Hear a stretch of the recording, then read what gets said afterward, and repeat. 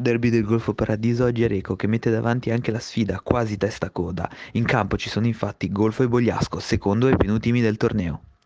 Sblocco immediato delle marcature, primissima azione del Bogliasco dal calcio di inizio, palla che arriva dalla fascia e Cortese che entra in area con la palla e ne indirizza tutto il match per i suoi, risultato inaspettato al primo minuto.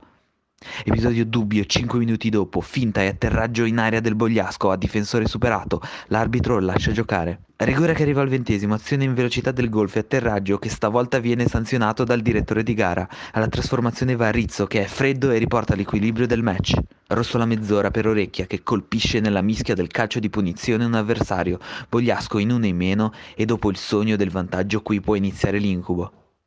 Presunto tocco di mano al 36°, nell'area stavolta del Golfo, Bogliasco che reclama un rigore.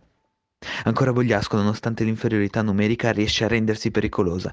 Traversa da calcio d'angolo prima e poi ancora da calcio piazzato. Dalla distanza Gaccioli è chiamato alla parata impresa. E di nuovo Poggi ci prova da fuori, pressione incredibile a pochi minuti dal duplice fischio, ma la difesa del Golfo tiene botta fino al 45°. Inizio secondo tempo su ritmi bassi, il Bogliasco non sembra soffrire finora, scambio Garrassi-Aprile col numero 10 vicinissimo al gol. Ancora Golfo un minuto dopo, Garrassi lascia partire il tiro, sembra uscito il Golfo. Continua l'assedio prolungato del Golfo, Bogliasco in seria difficoltà, Danna è bravissimo qui a tenere l'1-1. Doppio rigore al 70°, rigore battuto da Massara ma parato da Danna. Giocatori che entrano in area e arbitro che concede la ripetizione del rigore. Secondo rigore, secondo sbaglio, incredibile. Sliding doors a Recco, contropiede fulmineo dei biancorossi che entrano in area e subiscono fallo.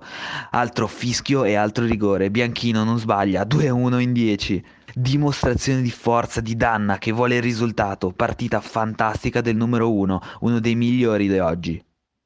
Finisce qui la partita a Recco.